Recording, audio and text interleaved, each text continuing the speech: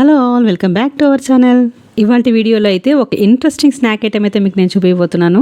ఎప్పుడైనా లేజీగా ఉండి ఈజీగా ఏదైనా స్నాక్స్ చేసుకోవాలి, క్రిస్పీగా స్పైసీగా ఏమైనా తినాలనిపిస్తే ఒకసారి అయితే ఈ రెసిపీని ట్రై చేసి చూడండి.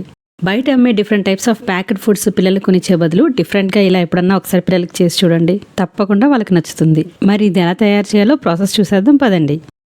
ఇక్కడ చూస్తున్నారు కదండి, ఇవాళ మెయిన్ ఇంగ్రీడియంట్ అయితే అప్పడాలేనండి. ఇవి మినపప్పడాలు. ఈ మినపప్పడాలని ఒక 5 to 6 తీసుకున్నాను నేను మొత్తం.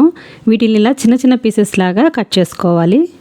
ఇలా మొత్తం అన్నీ కూడా చిన్న చిన్న ముక్కల్లాగా కట్ చేసేసుకొని పక్కన పెట్టేసుకుందాము. నెక్స్ట్ రోట్లో ఒక ఉల్లిపాయని కచ్చాపచ్చాగా దంచేసుకోవాలి.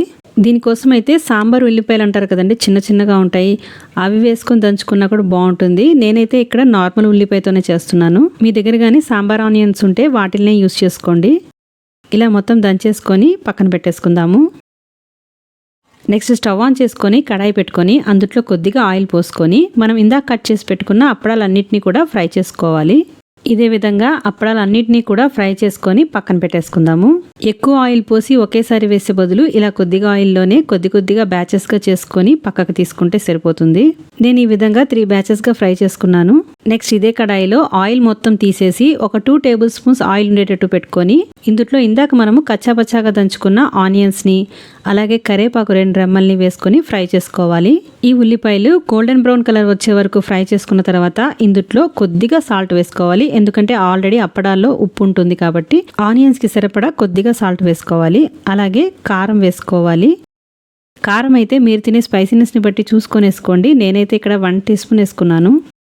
మొత్తం ఒకసారి కలిపేసుకున్న తర్వాత ఇందులో 1/2 టీ స్పూన్ చిల్లీ ఫ్లేక్స్ కూడా యాడ్ చేసుకుంటున్నాను. చిల్లీ ఫ్లేక్స్ కూడా మీరు తినే స్పైసీనెస్ని చూసుకొని యాడ్ చేసుకోండి. కారం ఎక్కువ తినే వాళ్ళైతే ఎక్కువ యాడ్ చేసుకోవచ్చు.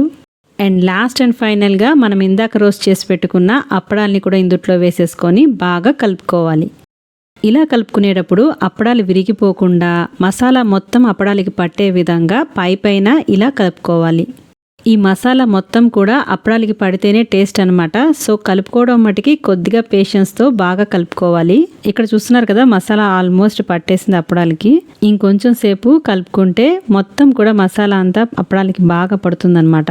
మీరు కావాలనుకుంటే ఇందులో ఎక్స్ట్రాగా పెరి మసాలా కానీ ఏదైనా స్పైసెస్ కానీ మీకు నచ్చింది కూడా యాడ్ చేసుకోవచ్చు. చూస్తున్నారు కదా, ఫైనల్గా అప్పడాలకి అయితే మసాలా బాగా పట్టేసింది. ఇంకా దీన్ని గిన్నెలో వేసుకొని సర్వ్ చేసుకోవటమే.